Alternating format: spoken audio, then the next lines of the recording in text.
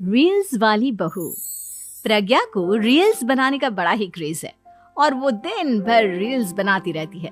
खाते पीते घूमते फिरते घर में कॉलेज में रील्स बनाने के कारण प्रज्ञा पूरे कॉलेज में हाईलाइटेड है। जहां उसकी रील्स सभी को पसंद आते हैं, वहीं मनीषा चिंता में डूबी रहती है। एक रोज जब खाते हुए प्रज्ञा रील्स बना रही होती है, तब मनीषा कहती है, एक मिनट भी चैन नहीं है इस लड़की को। ये नहीं कि खाना तो आराम से खा ले, लेकिन नहीं, अरे थोड़ी देर रील्स नहीं बनाओगी तो आसमान नहीं टूट पड़ेगा। अरे मम्मी, इसी को तो कहते हैं डिटर्मिनेशन। तुम नहीं समझोगी ये सब। भगवान, इस लड़की को सद्बुद्धि दे। जब देखो तब टेढ़ा बाका मुंह बनाती रहती है। मनीषा की बात का प्रज्ञा पर जरा भी असर नहीं होता और वो खाते खाते रील्स बनाती रहती है। दिन बीतने लगते हैं और देखते देखते प्रज्ञा का कॉलेज भी खत्म हो जाता है। आए दिन कोई ना कोई मनीषा को प्रज्ञा की शादी करवाने का सुझाव दे जाता है। सब ठीक ही कहते हैं, प्रज्ञा की शादी कर देनी चाहिए। अपने घर के काम काज में व्यस्त हो जाएगी तो खुद ही ये रील्स और नाच गाना बंद हो जाएगा।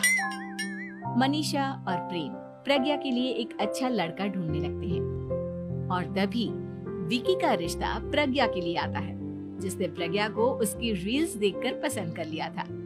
अगले दिन विकी अपने माता पिता के साथ प्रज्ञा के घर पहुंच जाता है और प्रज्ञा साड़ी पहने हाथों में चाय की ट्रे लिए उनके सामने आती है। जब विकी को पसंद है तो हमें भी बहू पसंद है। बहन जी, आप बारात की तैयारी कीजिए। एक बार लड़का लड़की अकेले में बात कर ले तो अच्छा रहेगा। हाँ हाँ, क्यों नहीं। मनीषा विकी को प्रज्ञा के कमरे में भेजती है, जहां प्रज्ञा पहले से ही रील्स बना रही होती है। तभी विकी कहता है, आ गए आपके साजन जी। हमारे साथ ये रील्स कंप्लीट करती तो और भी अच्छा रहता। अच्छा जी, अब आ ही गए हैं तो बना ही लेती हूँ आपके साथ। दोनों मिलकर रील्स बनाते हैं। जब वी मीट और तुरंत पोस्ट भी कर देते हैं। फिर विकी कहता है, जब आप साड़ी में चाय लेकर आई तब मुझे लगा कि कहीं मैं गलत घर में तो नहीं आ गया। अब सही है।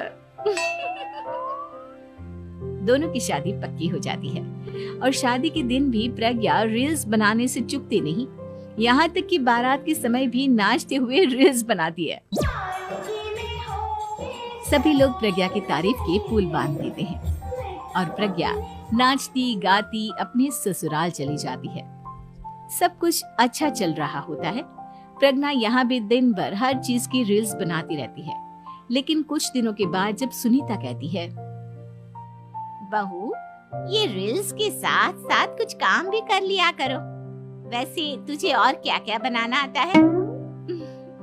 मम्मी जी, वैसे तो सब कहते हैं कि मैं सब कुछ अच्छा बनाती हूँ, लेकिन मुझे लगता है कि मैं मैगी अच्छा बना लेती हूँ। हाँ, कॉफी भी अच्छा बना लेती हूँ और मुंह तो सबसे अच्छा बना लेती हूँ। हैं? अच्छा अच्छा। सुनीता अपना माथा पकड़ लेती है और कहती है, बहू, कुछ खाना बनाना भी सीख लेती। मम्मी जी, मैं लंबी प्लानिंग कर रही हूँ। जल्दी ही मैं इतनी फेमस हो जाऊंगी कि मुझे पैसे मिलने लगेंगे। हम दोनों सास बहू राज करेंगे, राज। नौकर काम करेंगी और लोगों की तो लाइन लगेगी हमसे मिलने के लिए। तेरा दिमाग खराब हो गया है क्या बहू? हंसी मजाक तक ठीक है, लेकिन इस तरह घर नहीं चलते। जितना जल्दी हो इस घर के तौर तरीकों को सीख लो। प्रज्ञा मुंह घुमाकर चली जाती है और तुरंत उसी वक्त एक रील बनाती है। ये देख सुनीता का गुस्सा 7वें आसमान पर चला जाता है और विकी के घर आती ही सुनीता उसे सब कुछ बताती है। विकी भी अब प्रज्ञा की इन हरकतों से परेशान हो जाता है। तुम टेंशन मत लो मम्मा, मैं देख लूंगा। विकी कमरे में जाता है तो देखता है कि प्रज्ञा रील्स बना रही है। विकी बड़े ही प्यार से प्रज्ञा से कहता है, प्रज्ञा, इन सब के लिए मैं तुम्हें मना नहीं कर रहा हूँ, लेकिन फिर भी हर वक्त तो ये अच्छा नहीं लगता ना। समझने की कोशिश करो, मुझे भी तुम्हारा थोड़ा वक्त चाहिए। मैं जब ऑफिस से आता हूँ तो मुझे समय देने की जगह इसी में लगे रहते हो। तुम ज्यादा ही सोच रहे हो। तुम भी मेरे साथ रील्स